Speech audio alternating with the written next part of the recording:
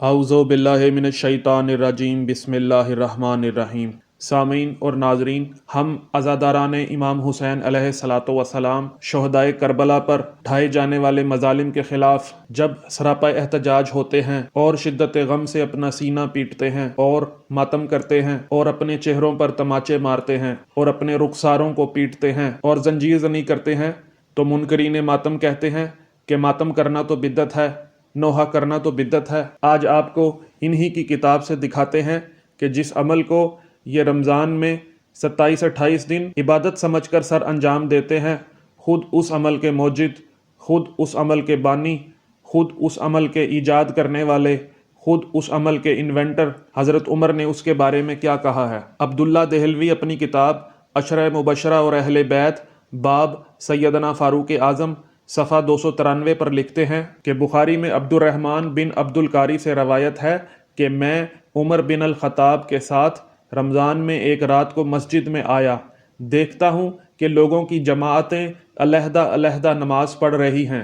کیونکہ آدمی تو اکیلا پڑھ رہا ہے، کسی کے پیچھے 10-5 آدمی نماز پڑھ رہے ہیں۔ تب حضرت عمر نے کہا کہ اگر میں ان سب لوگوں کو ایک قاری کے پیچھے جمع کر دوں تو بہت بہتر ہو۔ پھر آپ نے قصداً ان سب لوگوں کو ابی بن کعب پر جمع کر دیا۔ عبد الرحمن کہتے ہیں پھر میں دوسری رات حضرت عمر کے ساتھ نکلا اور سب لوگ اپنے قاری ابی بن کعب کے پیچھے نماز پڑھ رہے تھے۔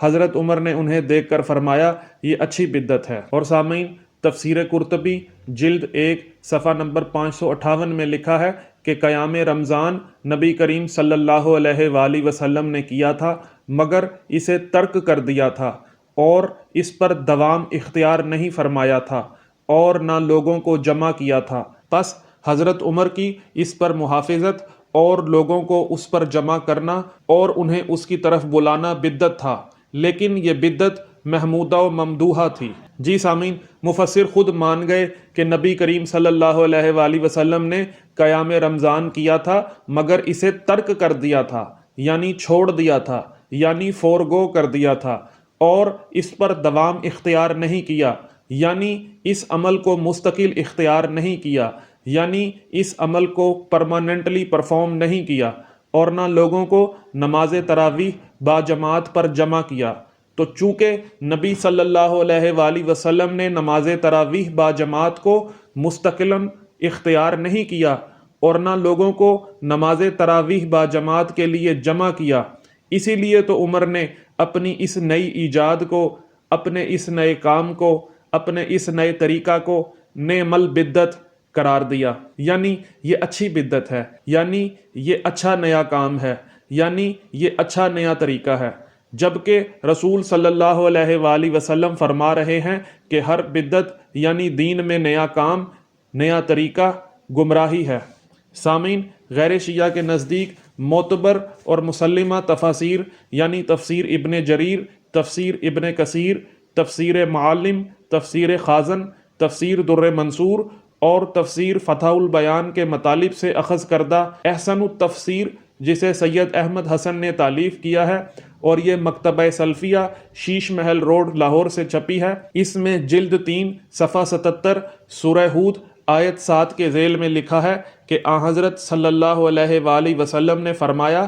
دین میں جو شخص کوئی ایجاد نکالے وہ ایجاد مردود ہے،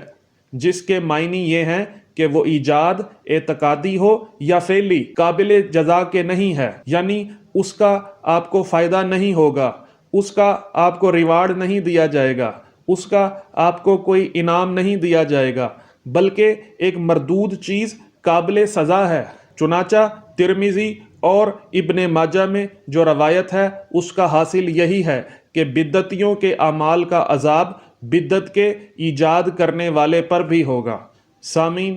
سوچنے والوں کے لیے اس میں نشانیاں ہیں۔ اگر آپ کو میری ویڈیو پسند آئی ہے تو ویڈیو کو لائک کریں، کمنٹ کریں، اس ویڈیو کو زیادہ سے زیادہ شیئر کریں تاکہ بدعت کو عبادت سمجھ کر سر انجام دینے والوں کو ہدایت نصیب ہو۔ السلام علیکم ورحمۃ اللہ وبرکاتہ۔